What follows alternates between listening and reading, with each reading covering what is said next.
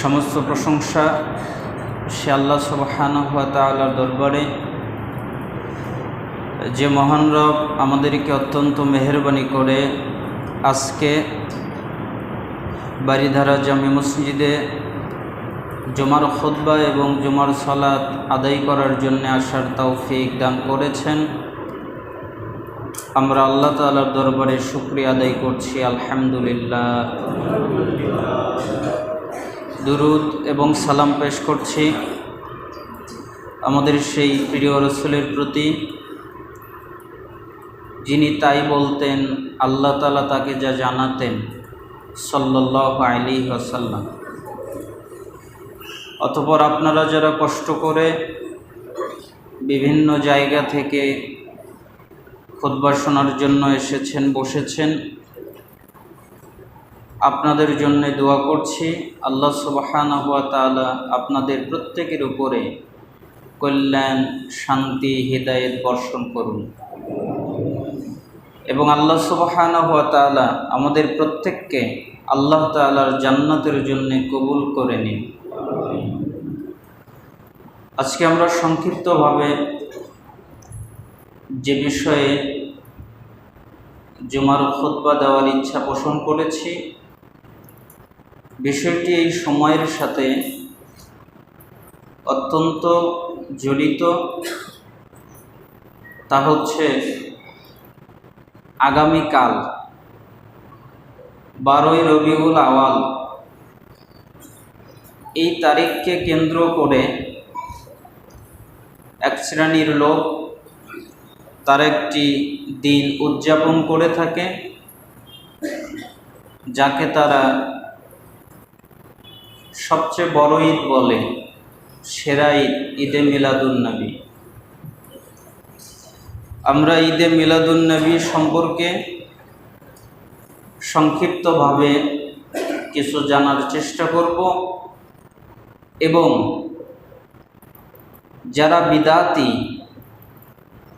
তাদের সাথে আমাদের অবস্থান কি, এই সম্পর্কে সাহাবায়ে কেরাম, তাবেঈ এবং পরবর্তী সালফে সালেহিনগণ কি ধারণা পোষণ করতেন, তাদের সাথে সম্পর্ক রাখাটা ঈমানের ক্ষেত্রে কতটা ঝুঁকিপূর্ণ, এ বিষয়ে আমরা জানার চেষ্টা করব। আল্লাহ সুবহানাহু ওয়া তাআলা আমাদেরকে কল্যাণ দান করুন। ইসলাম এমন একটি জীবন ব্যবস্থা যা কোরআন এবং সুন্নাহর উপরে প্রতিষ্ঠিত, এটা আমরা সবাই জানি। মুসলিমদের যাবতীয় ইবাদত, যত ইবাদত আছে, যাবতীয় উৎসব, ইসলামে যতগুলো উৎসব আছে, আনুষ্ঠানিকতা এই দুইটি মূল উৎসের উপরে প্রতিষ্ঠিত, তা হচ্ছে কোরআন এবং সুন্নাহ। ইসলাম কখনো এমন কোনো আমলকে উৎসাহ দেয় না যা রাসূলুল্লাহ সাল্লাল্লাহু আলাইহি ওয়াসাল্লাম করেননি, তার সাহাবাগণ রাদিয়াল্লাহু আনহুম আজমাইন তারা করেননি, তাবেঈগণ তারা করেননি। কোরআন এবং হাদিস দ্বারা সমর্থিত নয় এমন কোনো দিবস, এমন কোনো আমল ইসলাম করার জন্যে কখনোই কাউকে উৎসাহ দেয় না। আজকাল হিজরি বর্ষে রবিউল আওয়াল মাসে মুসলিম সমাজে ঈদে মিলাদুন্নবী নামে একটি দিনকে ঈদ হিসেবে পালন করা হয়, যা নবী সাল্লাল্লাহু আলাইহি ওয়াসাল্লামের জন্মদিন হিসেবে পরিচিত। কিন্তু প্রশ্ন হলো, এই দিবসটি কি ইসলামী শরীয়তের নির্ভরযোগ্য দলিল সম্মত? রাসূল সাল্লাল্লাহু আলাইহি ওয়াসাল্লাম নিজে কিংবা সাহাবারা কি কখনো এই দিবস পালন করেছেন? ইতিহাস এবং হাদিস বিশ্লেষণ করলে দেখা যায়, ঈদে মিলাদুন্নবী পালনের প্রচলন রাসূলুল্লাহ সাল্লাল্লাহু আলাইহি ওয়াসাল্লামের ইন্তেকালের বহু বছর পরে সমাজে প্রতিষ্ঠিত হয়েছে। আমরা জানব যে ঈদে মিলাদুন নবী এই শব্দটি তিনটি শব্দের সাথে সম্পৃক্ত। একটা হচ্ছে ঈদ, আরেকটি হচ্ছে মিলাদ, আরেকটি হচ্ছে আন-নবী। ঈদে মিলাদুন নবী, ঈদে মিলাদুন নবী হচ্ছে একটি প্রচলিত বহুল পরিচিত পরিভাষা। এই নামটি তিনটি শব্দের সাথে গঠিত, ঈদ, মিলাদ এবং নবী। এখন আমরা ভেঙে জানব যে প্রত্যেকটা শব্দের অর্থ কী। ঈদ মানে, ঈদ শব্দটি আরবি বহুবচনে আয়াত, যার অর্থ হলো বারংবার ফিরে আসা, সমবেত হওয়া, আনন্দ, উৎসব ইত্যাদি। শাইখুল ইসলাম ইমাম ইবনে তাইমিয়া রাহিমাহুল্লাহ তিনি বলেন, ঈদ এমন সাধারণ সমাবেশ যা নির্দিষ্ট সময়ে ফিরে আসে, বছর ঘুরে আসে, সপ্তাহে আসে অথবা মাসে আসে। এই ঈদ সময় কেন্দ্রিক আবার স্থান কেন্দ্রিকও হয়ে থাকে। তার মানে ঈদের অর্থ হচ্ছে বারবার ফিরে আসা একটি আনন্দের উৎসব। এবার আসি মিলাদুন নবী। মিলাদ শব্দটি হচ্ছে আরবি শব্দ, যার অর্থ হচ্ছে জন্ম বা জন্মকাল। আর নবী সাল্লাল্লাহু আলাইহি ওয়াসাল্লাম, নবী শব্দের অর্থ তো আপনারা সবাই জানেন, সমস্ত মুসলিমদের জন্য বোধগম্য যে উদ্দেশ্য হলো নবী মুহাম্মদ সাল্লাল্লাহু আলাইহি সাল্লাম। সুতরাং ঈদে মিলাদুন নবীর অর্থ হলো নবীর জন্মে খুশির উৎসব। আর পারিভাষিক অর্থে নবী মুহাম্মদ সাল্লাল্লাহু আলাইহি ওয়াসাল্লামের জন্ম উপলক্ষে যেই অনুষ্ঠান করা হয়, যে আনন্দ উল্লাস করা হয়, তাকেই ঈদে মিলাদুন নবী বলা হয়, যা সাধারণত বর্তমানে 12ই রবিউল আওয়ালকে শেষ নবীর জন্মদিন ধরে কিছু সুবিধাবাদী আলেমের পৃষ্ঠপোষকতায় ওয়াজ, নসিহত, জিকির, আজকার, কিয়াম করে পরিশেষে মিষ্টি বিতরণ করে যেই অনুষ্ঠান ত্যাগ করা হয়, সমাপ্ত করা হয়, সেটাই মূলত ঈদে মিলাদুন নবী। এবার আমরা জানব ঈদে মিলাদুন নবী সাল্লাল্লাহু আলাইহি ওয়াসাল্লামের উৎপত্তি এবং ক্রম বিকাশ। এটি তৈরি হয়েছে কবে, এটি কিভাবে আবিষ্কৃত হলো, এটা কিভাবে মুসলমানদের ভিতরে প্রচার প্রসার লাভ করলো, এ বিষয়ে আমরা ইতিহাসের বিভিন্ন কিতাবাদি, আল বিদায়া ওয়ান নিহায়া এবং আরও যত কিতাবাদি আছে, এগুলো যদি গবেষণা করি তাহলে আমরা জানতে পারবো যে ঈদে মিলাদুন নবী এর পক্ষে এবং বিপক্ষে সকল আলেম সমাজ একমত যে ঈদে মিলাদুন নবীর উৎসব নবী, সাহাবায়ে কেরাম, তাবেঈন, তাবেঈনদের মাধ্যমে কখনো অনুষ্ঠিত হয়নি। মানে রাসূল সাল্লাল্লাহু আলাইহি সাল্লাম করেননি, সাহাবায়ে কেরামগণ করেননি, তাবেঈগণ করেননি, তাবেঈগণ করেননি। এই ক্ষেত্রে সমস্ত আলেম একমত যে এটা রাসূল সাল্লাল্লাহু আলাইহি ওয়াসাল্লামের সময়ে ছিল না। আর আলেমদের মধ্যে দুটি মত পাওয়া যায় এটার উৎপত্তি নিয়ে। একটি মত হচ্ছে যে হিজরি ৪র্থ শতাব্দীর শেষের মনীষীগণ সর্বপ্রথম মিশরে ফাতেমি সাম্রাজ্যে এই বিদাতের উদ্ভব ঘটায়। তারা সর্বপ্রথম ৬ জন ব্যক্তির জন্ম উৎসব পালন করেন। তারা হচ্ছেন রাসূল সাল্লাল্লাহু আলাইহি ওয়াসাল্লাম, আলী রাদিয়াল্লাহু আনহু, হাসান রাদিয়াল্লাহু আনহু, হুসাইন রাদিয়াল্লাহু আনহু, ফাতেমা রাদিয়াল্লাহু আনহা এবং তৎকালীন ফাতেমি সাম্রাজ্যের খলিফা, ইনিও যুক্ত হয়ে এই ৬ জনের নামে তাদের আনন্দ উৎসবের উপর দিয়েই সর্বপ্রথম এটা পালন করা হয়। এটি হচ্ছে এক শ্রেণীর আলেমদের অভিমত।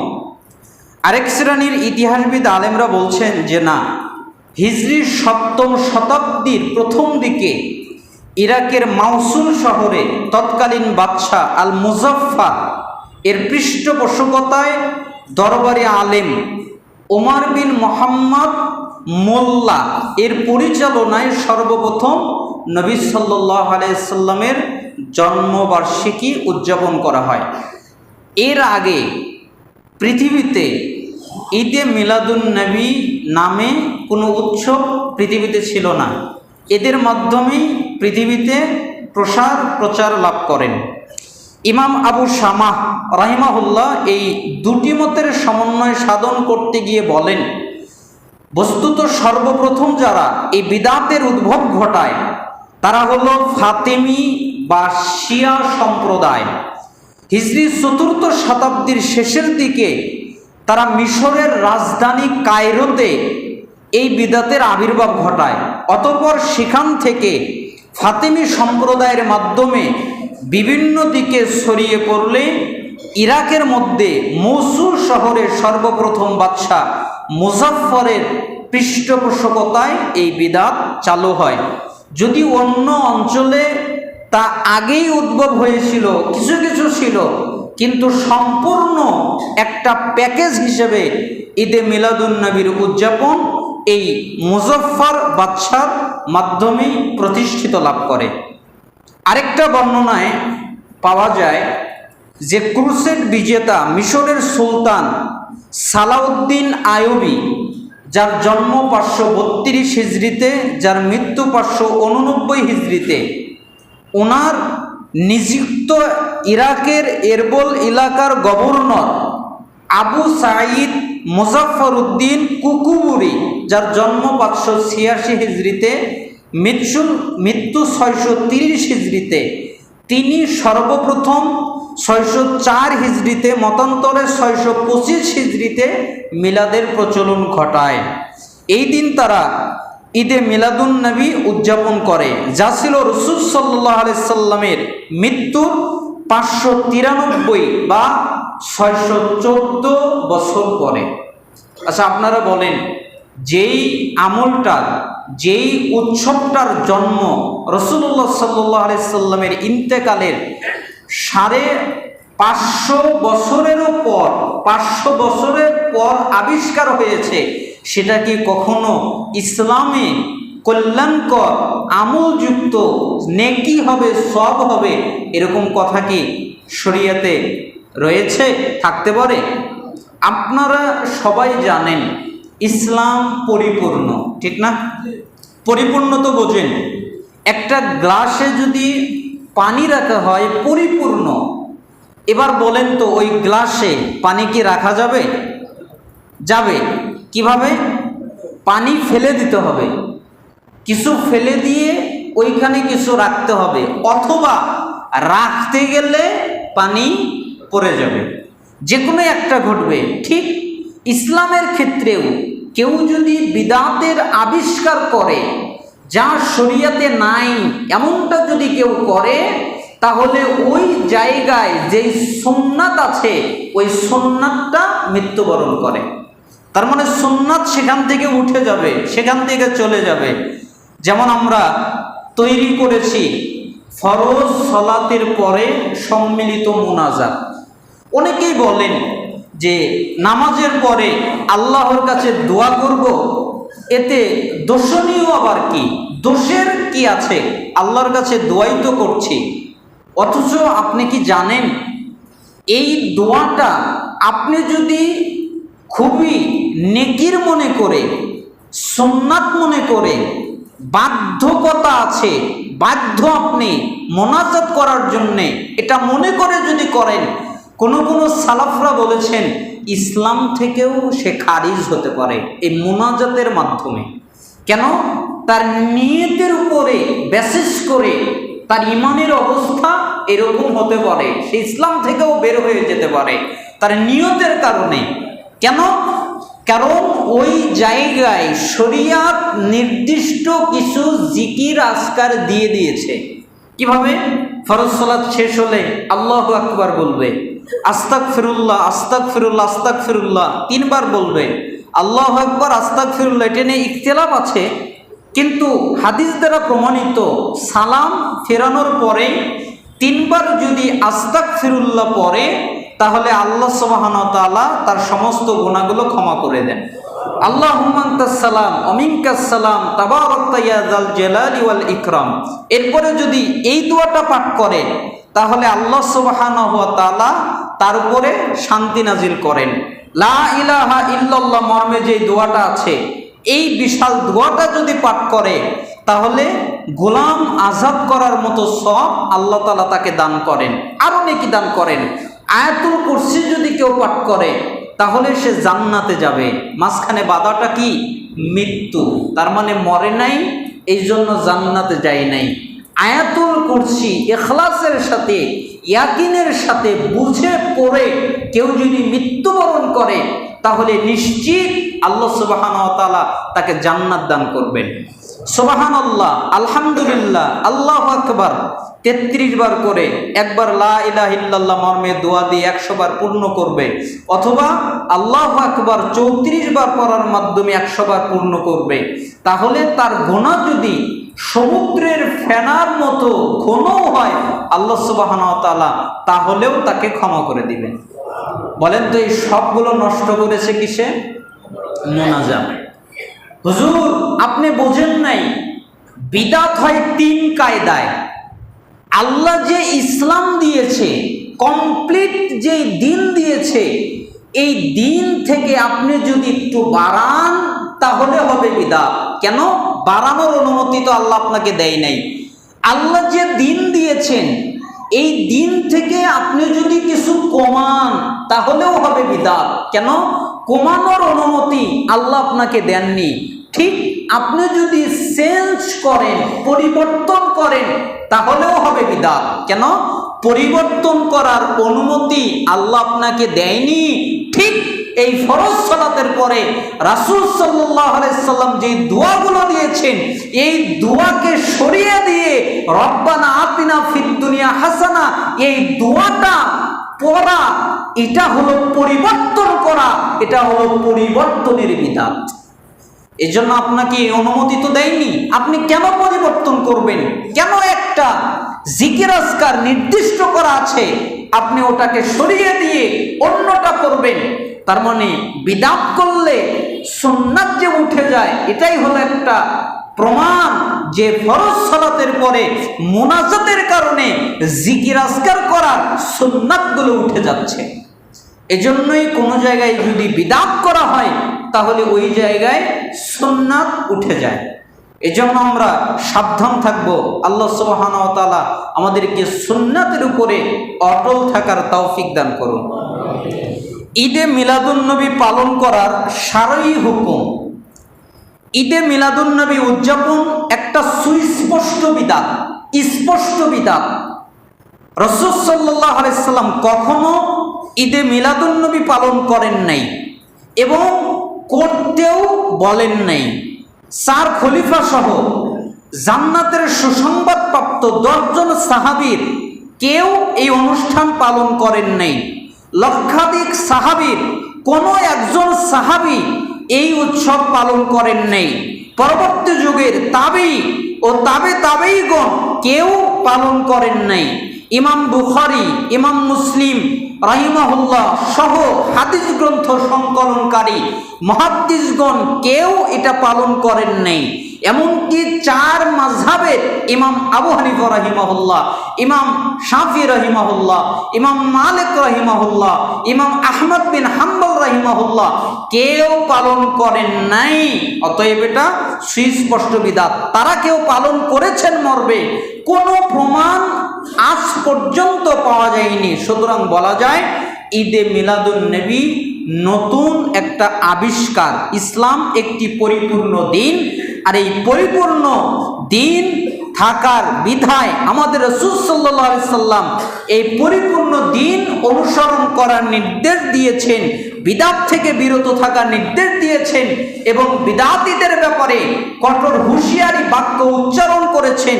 এমনকি রাসূল সাল্লাল্লাহু আলাইহি ওয়াসাল্লাম, যেটা বুখারীর 2697 নম্বর হাদিস, মান আহদাসা ফি আমরিনা হাযা মা লাইসা মিনহু ফাহুয়া রাদ্দুন, যে ব্যক্তি আমাদের শরীয়তে এমন কোন আমলের প্রচলন করে যা আমাদের শরীয়তে নাই তা প্রত্যাখ্যাত তো তা বাতিল, তা পরিত্যাজ্য।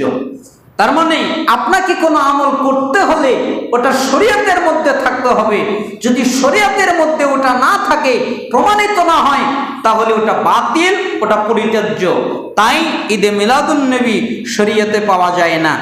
এমনকি রাসূল সাল্লাল্লাহু আলাইহি সাল্লাম আরো বলেছেন, ওয়া ইয়াকুম মুহদাসাতিল উমুর ফা ইন্না কুল্লা মুহদাসাতিন বিদআ ওয়া কুল্লা বিদআতিন দালালা।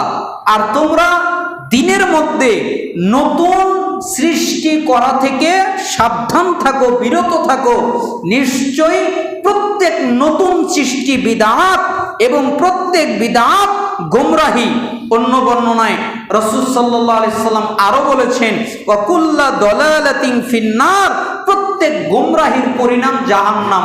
এজন্য কোন কোন সালাফগণ বলেছেন, কেউ যদি এমন আমল করে যা রাসূল থেকে প্রমাণিত নয়, এমন উৎসব পালন করে, ইবাদত মনে করে, সওয়াব মনে করে, নেকি মনে করে, যা রাসূল সাল্লাল্লাহু আলাইহি সাল্লাম থেকে প্রমাণিত নয়, তাহলে যারাই ওই উৎসব পালন করবে, যারাই ওই ইবাদত করবে, যারাই ওই আমল করবে, তাদের পরিণাম হলো তারা জাহান্নামে যাবে। কেন? রাসূল সাল্লাল্লাহু আলাইহি সাল্লাম থেকে প্রমাণিত নয়। এই জন্য ধর্মের নামে নতুন যা আবিষ্কৃত, এই ক্ষেত্রে সাবধান। ঈদে মিলাদুন নবী সম্পর্কে আমাদের সালফে সালেহিনগণ তারা কি বলেন? আমরা জানি যে গ্র্যান্ড মুফতি শাইখ ইবনে বাজ রাহিমাহুল্লাহ উনি বলেন, রাসূল সাল্লাল্লাহু আলাইহি ওয়াসাল্লামের মিলাদ বা অন্য কোনো মিলাদ উদযাপন করা জায়েজ নয়, কারণ এটি দিনে সৃষ্ট নতুন বিদআত। রাসূল সাল্লাল্লাহু আলাইহি সাল্লাম এটি পালন করেন নাই, তার খোলাফায়ে রাশেদিনগণ এটি পালন করেন নাই, অন্য কোনো সাহাবীগণ এটি পালন করেন নাই, উত্তম যুগের তাবেঈরাও এটি পালন করেন নাই। তারা ছিলেন সুন্নাহ সম্পর্কে সবচেয়ে বেশি জাননেওয়ালা। তারা ছিলেন রাসূল সাল্লাল্লাহু আলাইহি সাল্লামের প্রতি পরিপূর্ণ সর্বাধিক ভালোবাসার অধিকারী, এবং তারা শরীয়তের অনুসরণে আমাদের চাইতে অধিক পূর্ণাঙ্গ ছিলেন। তারা পালন করেন নাই, অতএব এটা সুস্পষ্ট বিদআত। আল্লামা ইবনে উসাইমিন রাহিমাহুল্লাহ উনি বলেন, নিশ্চয়ই নবী সাল্লাল্লাহু আলাইহি সাল্লামের জন্মদিন উদযাপন সালাফে সালেহিনের মধ্যে পরিচিত ছিল না, না খোলাফায়ে রাশেদিনের মধ্যে পরিচিত ছিলেন, না তারা করেছেন, না সাহাবারা করেছেন, না তাদেরকে সুন্দরভাবে অনুসরণকারী তাবেঈগণ তা করেছিলেন, আর না তাদের পরবর্তী মুসলিম ইমামগণ তা করেছিলেন। অতএব এটা পালন করা নিষিদ্ধ। শাইখুল ইসলাম ইমাম ইবনে তাইমিয়া রাহিমাহুল্লাহ তিনি বলেন, নবী সাল্লাল্লাহু আলাইহি সাল্লামের জন্মদিন উদযাপন করা একটি বিদআত যা সালফে সালেহিনের কেউ করেননি। এমনকি শেখ সালেহ আল ফাওজান রাহিমাহুল্লাহ তিনি শেখ সালেহ আল ফাওজান হাফিজাহুল্লাহ তিনি বর্তমান বেঁচে আছেন। তিনি বলছেন যে নবী সাল্লাল্লাহু আলাইহি সাল্লামের জন্মদিন উদযাপন করা দিনের মধ্যে একটা বিদআত। এই সবগুলোই আপনারা পাবেন মাজমুল ফাতোয়া ইবনে বাজ প্রথম খণ্ডের 178 পৃষ্ঠা, মাজমুল ফাতোয়া ইবনে উসাইমিন 21 নম্বর খণ্ডের 62 পৃষ্ঠা, মাজমু আল ফাতোয়া 26 খণ্ডের 317 পৃষ্ঠা, আল ইজলাল আল ইলমি ওয়াল আমালি পৃষ্ঠা 152-তে রয়েছে। তার মানে সালাফগণ এই ঈদে মিলাদুন নবী পালন করাকে সুস্পষ্ট বিদআত বলে উল্লেখ করেছেন। এমনকি এই ঈদে মিলাদুন নবীকে সম্বোধন করার কারণে অনেকগুলো পাপের কাজ মানুষ করে থাকে, অনেকগুলো কাজ তারা করে থাকে। যেমন 1 নম্বর করে থাকে মিছিল, শোভাযাত্রা। তারা মিছিল করে থাকে, বিভিন্ন বড় একটা মিছিল হয়। অনেকে মনে করে যে মিছিল মনে হয় ইসলামের একটা সৌন্দর্য, ইসলামের একটা পরিচিত একটা ভাষা। ইমাম আহমদ বিন হাম্বল রাহিমাহুল্লাহকে যখন কারাগারে নিযুক্ত করা হলো, তখন তার ছাত্ররা এসে বললেন যে হে ইমাম আহমদ বিন হাম্বল হে ইমাম আহমদ বিন হাম্বল জি, আপনি আমাদেরকে অনুমতি দেন। কিসের অনুমতি? আমরা আপনার ছাত্র, অতএব আমরা মিছিল করব, মিটিং করব, করে আপনার পক্ষে অবস্থান করে আপনাকে বের করার ব্যবস্থা করব। ইমাম আহমদ বিন হাম্বল রাহিমাহুল্লাহ তিনি বললেন, না, এই অনুমতি আমি তোমাকে দিতে পারি না। কেন? রাসূল সাল্লাল্লাহু আলাইহি সাল্লাম এই অনুমতি দেন নাই। রাস্তায় বসা নিষেধ, রাসূল সাল্লাল্লাহু আলাইহি সাল্লাম রাস্তায় বসতে নিষেধ করেছেন, যে রাস্তায় বসে তোমরা মানুষের জন্য কষ্টের কারণ হবে না। আমরা অন্য খুতবায় এই নিয়ে আলোচনা করেছিলাম, রাস্তায় বসা নিষেধ, অথচ আপনি রাস্তায় মিছিল মিটিং করে মানুষের চলাচলের বিঘ্ন ঘটাবেন, এটা কখনো শরীয়ত অনুমতি দেয় না। এই জন্য মিছিল করা বা শোভাযাত্রা করা ঈদে মিলাদুন্নবীকে উদ্দেশ্য করে এটা নিষিদ্ধ। এবং তারা ঈদে মিলাদুন্নবী উপলক্ষে মাহফিল করে থাকেন, কাসিদা পাঠ করে থাকেন, যার ভিতরে অনেক শিরিকি বাক্য থাকে, অনেক বিদাতি বাক্য থাকে, এটা নিষেধ। তারপরে আরেকটা কাজ করা হয়, তাবাররুকের ব্যবস্থা করা হয়, মানে বিশেষ খাবার বিতরণ, যে এই খাবার খেলে এই বরকত হবে, সন্তান হতে পারে, আরো অনেক রকমের আকীদা সেখানে সংমিশ্রণ থাকে, এটাও নিষিদ্ধ। তারপরে গান বাজনা, আলোকসজ্জা, কেউ কেউ তো বিভিন্ন কাসিদা গান বাজনার মাধ্যমে উদযাপন করে থাকেন। এবং কেউ কেউ মনে করেন যে নবী সাল্লাল্লাহু আলাইহি সাল্লামের আত্মা আগমন করেছেন, এটা বিশ্বাস করেন। এবং কোন কোন জায়গায় চেয়ার রাখা হয় যেখানে রাসূল সাল্লাল্লাহু আলাইহি সাল্লাম বসবেন, অথচ রাসূল সাল্লাল্লাহু আলাইহি সাল্লাম কিয়ামতের আগে কোনোদিন কারো সাথে দেখা করবেন না, কোনোদিন কারো সাথে সাক্ষাৎ করবেন না, কোনোদিন কারো সাথে কথা বলবেন না। এটা রাসূল সাল্লাল্লাহু আলাইহি সাল্লাম নিষেধ করেছেন। কি বলেছেন? আনা সাইয়্যিদু ওয়ালিদ আদম ইয়াউমাল কিয়ামা ওয়া আউয়ালু মান ইয়ানশাক্কু আনহুল কবরু ওয়া আউয়ালু শাফিঈন ওয়া আউয়ালু মুশাফফাঈন, যে কিয়ামতের দিন আমি আদমের শ্রেষ্ঠ সন্তান, আদমের ভিতরে যত সন্তান আছে তার ভিতরে আমি মুহাম্মদ সাল্লাল্লাহু আলাইহি সাল্লাম সবচেয়ে শ্রেষ্ঠ। আমার কবর সর্বপ্রথম উন্মুক্ত করা হবে। সর্বপ্রথম কার কবর উন্মুক্ত করা হবে? আমার কবর। রাসূল সাল্লাল্লাহু আলাইহি সাল্লাম বলছেন আমার কবর উন্মুক্ত করা হবে। তার মানে এর আগে রাসূল সাল্লাল্লাহু আলাইহি সাল্লাম কবর থেকে বের হবেন না, কোনো জায়গায় যাবেন না, কোনো জায়গায় বসবেন না। কেউ যদি মনে করেন যে ঈদে মিলাদুন্নবী উল্লেখ করে কিয়ামের নামে আমরা কিয়াম করছি, তাই রাসূল সাল্লাল্লাহু আলাইহি সাল্লাম আমাদের এখানে উপস্থিত হয়েছেন, তাহলে সে সঙ্গে সঙ্গে ইসলাম থেকে বের হয়ে যাবে, সে কাফের এবং মুরতাদ হিসেবে পরিগণিত হবে। তার মানে রাসূল সাল্লাল্লাহু আলাইহি সাল্লাম কবর থেকে বের হবেন না। তিনি বের হবেন কখন? কিয়ামতের দিন আমি আদম সন্তানের শ্রেষ্ঠ তাদের মধ্যে, আর আমার কবর সর্বপ্রথম উন্মুক্ত করা হবে। আমি হলাম সর্বপ্রথম সুপারিশকারী, আর আমার সুপারিশ সবার আগে গ্রহণ করা হবে। যত নজরে আমি মুহাম্মদ সাল্লাল্লাহু আলাইহি সাল্লাম সবচেয়ে শ্রেষ্ঠ, আমার কবর সর্বপ্রথম উন্মুক্ত করা হবে। সর্বপ্রথম কার কবর উন্মুক্ত করা হবে? আমার কবর। রাসূল সাল্লাল্লাহু আলাইহি সাল্লাম বলছেন আমার কবর উন্মুক্ত করা হবে। তার মানে এর আগে রাসূল সাল্লাল্লাহু আলাইহি সাল্লাম কবর থেকে বের হবেন না, কোনো জায়গায় যাবেন না, কোনো জায়গায় বসবেন না। কেউ যদি মনে করেন যে ঈদে মিলাদুন্নবী উল্লেখ করে কিয়ামের নামে আমরা কিয়াম করছি, তাই রাসূল সাল্লাল্লাহু আলাইহি সাল্লাম আমাদের এখানে উপস্থিত হয়েছেন, তাহলে সে সঙ্গে সঙ্গে ইসলাম থেকে বের হয়ে যাবে, সে কাফের এবং মুরতাদ হিসেবে পরিগণিত হবে। তার মানে রাসূল সাল্লাল্লাহু আলাইহি সাল্লাম কবর থেকে বের হবেন না। তিনি বের হবেন কখন? কিয়ামতের দিন আমি আদম সন্তানের শ্রেষ্ঠ তাদের মধ্যে, আর আমার কবর সর্বপ্রথম উন্মুক্ত করা হবে। আমি হলাম সর্বপ্রথম সুপারিশকারী, আর আমার সুপারিশ সবার আগে গ্রহণ করা হবে। যত নবী সুপারিশ করবেন সবার আগে আমি সুপারিশ করব, আর আমার সুপারিশ গ্রহণ করার আগ পর্যন্ত কারো সুপারিশ করার অনুমতি নাই, কেউ সুপারিশ করতে পারবে না। এমনকি বাংলাদেশ সহ বিশ্বের অনেক দেশে 12ই রবিউল আউয়ালকে তৃতীয় ঈদ হিসেবে পালন করা হয়। আবার কেউ কেউ তো বলেই থাকেন, যে আমি একটা ভিডিও দেখলাম অনেক আলেম তারা বলছেন আসলে এদেরকে তো আলেম বলা হয় না, আমাদের প্রচলিত আলেম এই শব্দে আমরা বলছি, যে তারা বলেন যে সকল ঈদের সেরা ঈদ ঈদে মিলাদুন্নবী।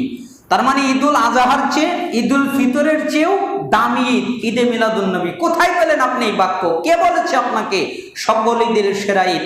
আল্লাহ সুবহানাহু ওয়া তাআলা আমাদেরকে রক্ষা করুন। ঈদে মিলাদুন্নবী উপলক্ষে মুসলমানদের করণীয় কি? ঈদে মিলাদুন্নবী উপলক্ষে বিশেষ করে কোনো আমলের বর্ণনা শরীয়তে নাই। রাসূল সাল্লাল্লাহু আলাইহি সাল্লাম নিজে কোনো আমল করেন নাই এই 12 রবিউল আওয়ালকে কেন্দ্র করে। তার লক্ষাধিক সাহাবায়ে কেরাম কেউ করেন নাই, খোলাফায়ে রাশিদিনের কেউ করেন নাই। সুতরাং রাসূল সাল্লাল্লাহু আলাইহি সাল্লামের জন্ম অথবা মৃত্যু দিবসকে কেন্দ্র করে অতিরিক্ত কোনো ইবাদত করা, কোনো অনুষ্ঠান পালন করা ইসলামে জায়েজ নয়। বরং প্রতিদিন যে সকল ইবাদত পালন করা হয় আমরা স্বাভাবিকভাবে ওই ইবাদতগুলো ওই দিনেও করে যাব। স্বাভাবিক অন্য অন্য দিনে আমরা যে ইবাদত করি, আর তার পরের তারিখ থেকেও তো একটা ইবাদত আছে, তাই না? 13, 14, 15 যে মাসের, আরবি মাসের 13, 14, 15 তারিখ আয়ামে বীজের যেই সিয়াম পালন করা হয়, আমরা পরের তারিখ থেকে 3 দিন ওই সিয়াম পালন করতে পারবো, এই ইবাদত করতে পারবো। কিন্তু এই ছাড়া 12 রবিউল আওয়ালকে কেন্দ্র করে কোনো ইবাদত শরীয়তের মধ্যে নাই। এটাই আমাদের জন্য উত্তম। কুল ইন কুনতুম তুহিব্বুনাল্লাহ ফাত্তাবিউনি ইউহিব্বুকুমুল্লাহ ওয়া ইয়াগফির লাকুম যুনুবাকুম আল্লাহু গফুরুর রহিম। হে নবী, আপনি বলুন, যদি তোমরা আল্লাহকে ভালোবাসো তবে আমার অনুসরণ করো, তাহলে আল্লাহ তোমাদের ভালোবাসবেন এবং তোমাদের যত গুনাহ আছে আল্লাহ তাআলা মাফ করে দিবেন। তাহলে আমাদের সবচেয়ে জরুরি কাজ হচ্ছে রাসূল সাল্লাল্লাহু আলাইহি সাল্লামের ইত্তেবা করা, অনুসরণ করা। তাহলে আমরা আল্লাহর ভালোবাসায় পেতে পারবো। তাহলে আমরা বুঝতে পারলাম যে ঈদে মিলাদুন্নবী বা 12 রবিউলকে কেন্দ্র করে কোনো অনুষ্ঠানের অনুমতি শরীয়ত আমাদেরকে দেয় নাই। অতএব এই বিদআত থেকে আমরা সতর্ক থাকব এবং আমরা দূরে থাকার চেষ্টা করব। আল্লাহ সুবহানাহু ওয়া তাআলা আমাদেরকে তৌফিক দান করুন। আলহামদুলিল্লাহি ওয়াহদা ওয়াসসালাতু ওয়াসসালামু আলা রাসূলিল্লাহ আম্মা বাদ। সমস্ত প্রশংসা আল্লাহ তাআলার জন্যে, সালাত এবং শান্তি বর্ষিত হোক আমাদের প্রিয় নবী মুহাম্মদ সাল্লাল্লাহু আলাইহি সাল্লামের উপরে। আমরা দ্বিতীয় পয়েন্টটা নিয়ে কথা বলবো যে যারা বিদআত করে তাদেরকে বলা হয় বিদআতি। যেমন যারা সুন্নাত পালন করে তাদেরকে বলা হয় সুন্নতি বা সুন্নি। ঠিক যারা বিদআত করে তাদেরকে বলা হয় আহলুল বিদআ, বিদআতের অনুসারী অথবা বিদআতি। এই জন্য যারা বিদআত করেন, নবী মুহাম্মদ সাল্লাল্লাহু আলাইহি সাল্লাম দিন ইসলামকে রেখে গেছেন স্বচ্ছ শুভ্র অবস্থায়, যার রাতও দিনের মতো আলোকিত। এই দিনের মাঝে কোনো অস্পষ্টতা অথবা অপরিপূর্ণতা রেখে যাননি। কারো এটার পরিপূর্ণতা দেওয়ার দরকার নেই, যেটাকে পরিপূর্ণ করতে হবে এরকম সুযোগ মুহাম্মদ সাল্লাল্লাহু আলাইহি সাল্লাম রেখে যান নাই, এটাকে পরিপূর্ণ রেখে গেছেন। তাই তো তিনি বিদায় হজের দিন বলেছিলেন যে আমি কি পরিপূর্ণ তাবলীগ করেছি? আমি কি তোমাদের কাছে পরিপূর্ণভাবে সব কি পৌঁছে দিয়েছি? তখন সাহাবায়ে কেরাম সমস্বরে জবাব দিয়েছিলেন, বালা, হ্যাঁ অবশ্যই আপনি পরিপূর্ণভাবে পৌঁছে দিয়েছেন। রাসূল সাল্লাল্লাহু আলাইহি সাল্লামের মৃত্যুর পরে আবু বকর রাদিয়াল্লাহু আনহুর যুগে এক শ্রেণীর লোক যাকাতকে অস্বীকার করে বসলো, দিন ত্যাগের মতো নিকৃষ্ট পন্থা বেছে নিল, বিদআতের মতো জঘন্য কাজে লিপ্ত হতে লাগলো। ওমর রাদিয়াল্লাহু আনহুর যুগে এরা তেমন মাথাচাড়া দিতে পারেনি। ওমর রাদিয়াল্লাহু আনহুর সামনে টিকে থাকে এমন সাহসী কেই বা ছিল? তাদের কোনো ক্ষমতা ছিল না। কিন্তু উসমান রাদিয়াল্লাহু আনহুর যুগ থেকে শুরু হলো এইসব বিভ্রান্তির মহরত, এইসব বিভ্রান্ত শুরু হয়ে গেল। তারা দিনের অপব্যাখ্যা দাঁড় করাতে লাগলো। তখন হতে আজ অবধি এই সমস্ত বিদআতীদের ব্যাপারে আমাদের সালাফ খালাফ ইমাম আলিমগণের অবস্থান কেমন ছিল এবং আমাদের অবস্থান কেমন থাকবে সেই সম্পর্কে আমরা জানার চেষ্টা করব। বিদআতীদের ব্যাপারে সাহাবীগণের অবস্থান, সাহাবীগণ বিদআতীদের সাথে সম্পর্ক ছিন্ন করতেন, তাদেরকে ইসলামের শত্রু জানতেন, ভাবতেন যে তারা হলো ইসলামের শত্রু। তাদের সাথে সমস্ত প্রকার লেনদেন বন্ধ করে দিতেন। তাদের সাথে নিজেরা তো উঠা বসা করতেনই না এবং অন্যদেরকেও নিষেধ করতেন। যেমনটি আমরা তাদের বক্তব্য থেকে পাই। ইহয়া ইবনু ইয়ামার রাদিয়াল্লাহু আনহু তিনি বলেন যে বসরার অধিবাসী মাবাদ আল জোহানি প্রথম ব্যক্তি, যে তাকদীর অস্বীকার করলো, মানে এর আগে কেউ তাকদীর অস্বীকার করে নাই, সে হলো প্রথম ব্যক্তি মাবাদ আল জুহানি। আমি এবং হুমায়িদ ইবনু আব্দুর রহমান উভয়ে হজ অথবা উমরার উদ্দেশ্যে রওনা করলাম। আমরা বললাম, যদি আমরা এই সফরে রাসূল সাল্লাল্লাহু আলাইহি সাল্লামের কোনো সাহাবীর সাক্ষাৎ পেয়ে যাই, তাহলে ওই সব লোক তাকদীর সম্বন্ধে যা বলে সেই সম্পর্কে তাকে আমরা জিজ্ঞেস করব। সৌভাগ্যক্রমে আমরা আব্দুল্লাহ ইবনু উমার রাদিয়াল্লাহু আনহুমাকে মসজিদে ঢোকার পথে পেয়ে গেলাম।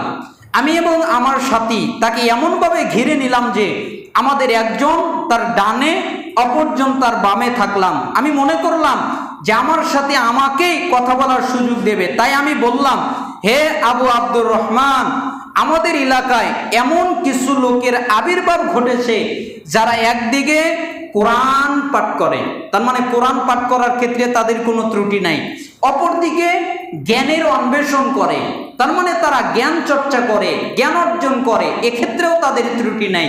তারা কোরআন তেলাওয়াত করে এবং তারা জ্ঞান অন্বেষণ করে।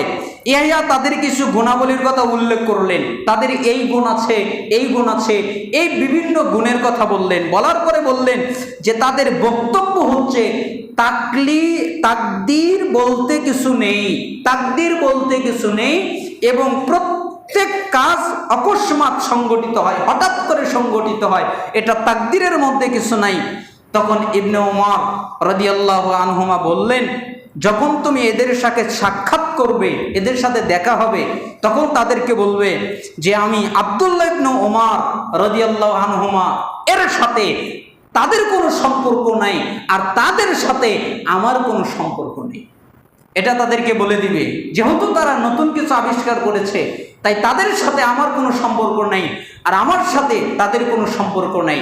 তার মানে সাহাবাই কেরাম কতটা কঠোর ছিলেন বিদআত তৈরি করার ক্ষেত্রে এবং বিদআতীদের ক্ষেত্রে। এমনকি সাহাবাই কেরাম আরো বলতেন, সাহাবীগণ বিদআতীদের প্রতি কতটা কঠোর ছিলেন তার অন্য আরেকটি দৃষ্টান্ত হচ্ছে ওমর রাদিয়াল্লাহু আনহু এর খিলাফতকালে সাবিক বিন ইসল নামক এক খারেজি বসরা হতে মদিনায় আগমন করলো। সংবাদটি ওমর রাদিয়াল্লাহু আনহুর নিকটে পৌঁছে গেল যে সে বসরা থেকে মদিনায় এসেছে। তখন তিনি তাকে বেদম প্রহার করলেন, অনেক আঘাত করলেন, তাকে মদিনা থেকে তাড়িয়ে দিলেন, কারণ তার সাথে লোকেরা চললে ভ্রান্ত হয়ে যাবে, তার ভ্রষ্টতা সকলকে পেয়ে বসতে পারে, তাই আঘাত করে পিটে মারধর করে তাকে মদিনা থেকে বের করে দিলেন, যে বিদআতীদের সাথে লোকজন চললে তারা নষ্ট হয়ে যাবে, ধ্বংস হয়ে যাবে, অতএব তাদের সাথে আমাদের কোনো সম্পর্ক নেই। তার মানে আমরা অনেকেই এই কাজটা করি। কি করি? যে বিদআতীদের সাথে আমরা অনেকেই ওঠা বসা করি, অনেকেই বিদআতীদের সাথে চলাফেরা করি, অথচ বিদআতীদের সাথে উঠা বসা করা, চলাফেরা করা কতটা যে কঠিন। রাসূল সাল্লাল্লাহু আলাইহি সাল্লাম আবু দাউদের 4832 নম্বর হাদিসে বললেন, লা তুসাহিব ইল্লা মুমিনা, খাঁটি মুমিনই যেন তোমার একমাত্র সঙ্গী হয়। অর্থাৎ তুমি যদি কাউকে সঙ্গী বানাও, সে যেন খাঁটি মুমিন হয়। ওয়ালা ইয়াকুল তাআমাক ইল্লা তাকিয়ুন, আর একমাত্র পরহেজগার ব্যক্তি যেন তোমার খাবার খায়। তার মানে তোমার যেন সহযোগী হয় একমাত্র মুমিন ব্যক্তি, তোমার যেন সাথী হয়, আর যে পরহেজগার সেই যেন তোমার খাবার খায়, তোমার খাদ্য খায়, এছাড়া কেউ যেন তোমার খাদ্য না খায়। এই হাদিসকে ব্যাখ্যা করতে গিয়ে আব্দুল্লাহ বিন আব্বাস রাদিয়াল্লাহু আনহুমা থেকে বর্ণিত, তিনি বলেন, লা তুজালিস আহলাল আহওয়া ফা ইন্না মুজালাসাতাহুম মুমরিদাতুন লিল কলবি, তোমরা প্রবৃত্তি পূজারীদের সাথে, তাদের কাছে, তাদের পাশে বসবা না। কেন? কারণ তাদের সাথে উঠা বসা করলে আল্লাহ তাআলা তোমার অন্তরটাকে রোগযুক্ত, রোগাক্রান্ত করে দিবেন। তোমার অন্তরের ভিতরে রোগ ঢুকে যাবে, তুমি রোগাক্রান্ত হয়ে যাবে, তোমার ভিতরে রোগ দেখা দেবে। ইবানা 2য় খণ্ডের 440 পৃষ্ঠা। ফুজাইল বিন ইয়াস রাহিমাহুল্লাহ তিনি বলেন যে তোমার ধর্মকর্ম একজন বিদআতীর হাতে কখনোই নিরাপদ নয়। সুতরাং তোমার কোনো ব্যাপারে তার সামান্যটুকু পরামর্শও নেবে না, এমনকি তার নিকটে কখনো বসবে না। কারণ যে ব্যক্তি কোনো বিদআতের নিকটে বসলো, সে অচিরেই তার অন্তর্দৃষ্টি হারিয়ে ফেললো। তার মানে তার যে একটা অন্তরের দৃষ্টি থাকে, এটা হারিয়ে যাবে, এটা নষ্ট হয়ে যাবে সে যদি কোনো বিদআতীদের সাথে বসে।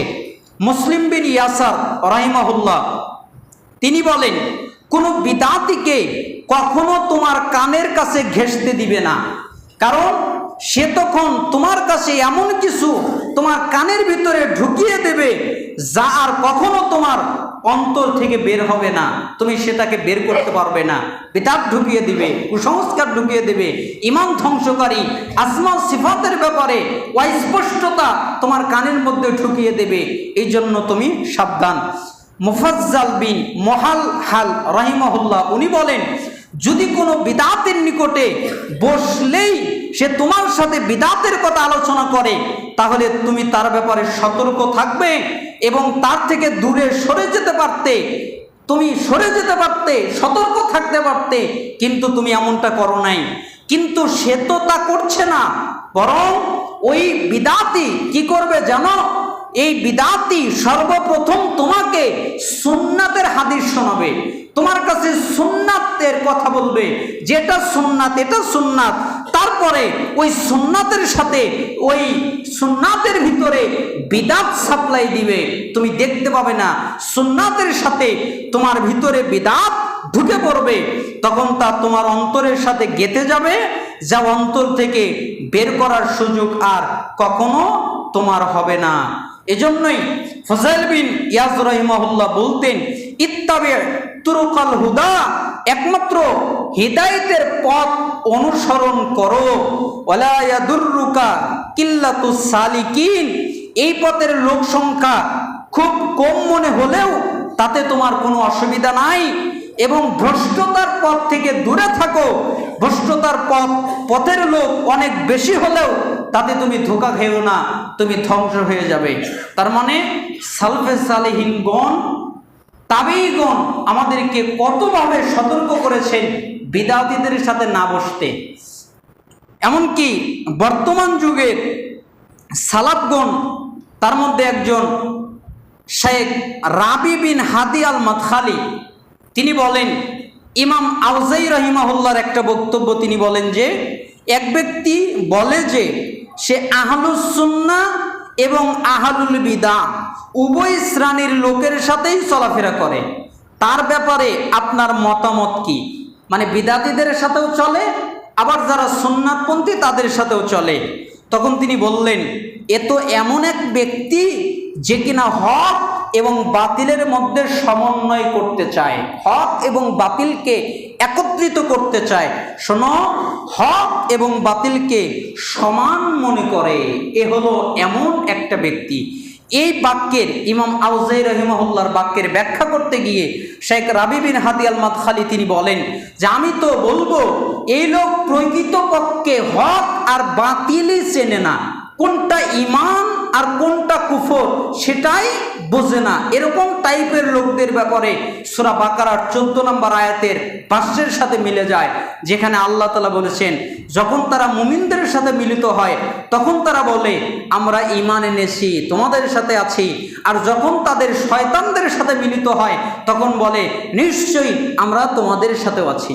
তার মানে তোমাদের সাথেও আছি, তোমাদের সাথেও আছি, আমাদের কোনো রকমের সমস্যা নেই। তাই আমরা সবার ভিতরে ঐক্য জোট করতে চাই, একত্রিত করতে চাই, ঐক্যবদ্ধ হতে চাই। অথচ কোন সালাফ, যে হকপন্থী, যে সুন্নাহপন্থী, পৃথিবীর ইতিহাসে কোন হকপন্থী আলেম, কোন সুন্নাহপন্থী আলেম কোনোদিন কোনো বিদআতীর সাথে বসে নাই। বাহাস মোনাজারত অনেক দূরের কথা, বাহাস পর্যন্ত করে নাই। কিভাবে? সালাফগণ বলেছেন যে আমি জানি আমার দিন পরিপূর্ণ, আমার দিন স্পষ্ট, আমার এই ইবাদত সুন্নাত, আমি তোমার সাথে বাহাস করব কেন? আমি তো সন্দেহ করি না, আমার তো সন্দেহ নাই যে আমার এই সুন্নাতের ভিতরে এটা বিদআত হবে না সুন্নাত হবে, এই সন্দেহ তো আমার মধ্যে নাই। আমি জানি এটা সুন্নাত, এটা সম্পূর্ণ সুন্নাত। তোমার সাথে আমার বাহাস কিসের? তুমি তোমারটা নিয়ে থাকো, আমি আমারটা নিয়ে থাকলাম। তার মানে সালাফগণ বাহাস পর্যন্ত বিদআতীদের সাথে করেন নেই। কেন? কারণ আমাদের সমাজে অনেক দেখা যায় যে বিদআতপন্থী এবং সুন্নাতপন্থী অনেকেই বাহাস করতে গিয়ে দেখা যায় যে কোনো অল্প জ্ঞানের অধিকারী সুন্নাতের অনুসারী তারা পরাজিত হয়ে যায়। আর মানুষজন মনে করে ও পরাজিত হয়ে গেল, তার মানে এটাই হক। সে পরাজিত হয়ে গেল, তার মানে এটাই হক। অথচ হক সেটা নয়, হক ওটাই যেটা কোরআন এবং সুন্নাহ দ্বারা প্রতিষ্ঠিত। আল্লামা শাতিবী রাহিমাহুল্লাহ তিনি বলেন, একমাত্র নাজাতপ্রাপ্ত দল হলো আহলুস সুন্নাহ ওয়াল জামাআত। আহলুস সুন্নাহ ওয়াল জামাআত বিদআতীদের সাথে বৈরী আচরণ করতে, মানে তাদেরকে ত্যাগ করতে এবং তাদেরকে তাড়িয়ে দিতে, এবং কেউ হত্যাযোগ্য কোনো কাজ লিপ্ত হলে তাকে হত্যা করতে এবং অন্য কোনো শাস্তি দেওয়ার ব্যাপারে আদিষ্ট হয়েছে। এটা আহলুস সুন্নাহ ওয়াল জামাতের কাজ। এমনকি তিনি আরো বলেন, আলেমগণ তাদের সাথে চলাফেরা করা এবং ওঠা বসা করতে নিষেধ করেছেন। তিনি আরো বলেন, সুন্নাহ এবং ইজমা দ্বারা প্রমাণিত যে প্রবৃত্তি পূজারী পাপী থেকে বিদআতি বেশি মারাত্মক। মানে একটা পাপী লোক সে এত মারাত্মক নয়, তার চেয়ে মারাত্মক হচ্ছে বিদআতি। কেন? বিদআতি ব্যক্তি কখনো তওবা করে না, তওবা করার সুযোগ তার থাকে না, কিন্তু পাপী ব্যক্তি তওবা করার সুযোগ তার আছে, তাই না? কেন? সে যেই কাজটা করে সে ওই কাজটাকে পাপ মনে করে করে, যেই কাজটা পাপ, এই জন্য তার তওবা করার সুযোগ আছে।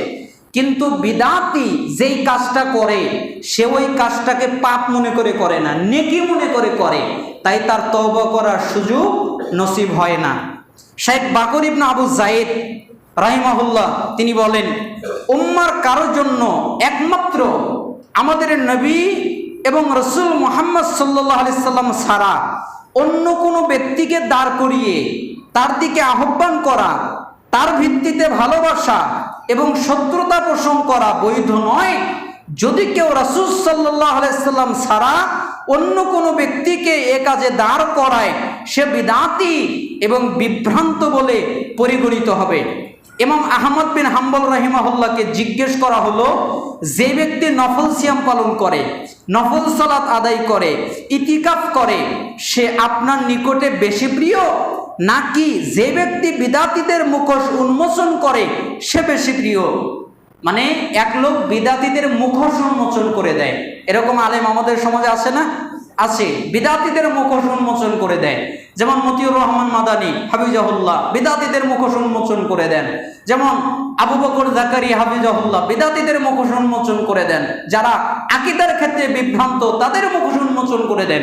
এরকম আরো অনেক আলেম আছেন যারা বিদআতীদের মুখোশ উন্মোচন করে দেন। এজন্য ইমাম আহমদ বিন হাম্বল রাহিমাহুল্লাহকে জিজ্ঞেস করা হলো যে আপনি বলেন, যে ব্যক্তি নফল সালাত আদায় করে, নফল সিয়াম পালন করে, সেই বেশি প্রিয়, না যে ব্যক্তি বিদআতীদের মুখোশ উন্মোচন করে সে বেশি প্রিয়?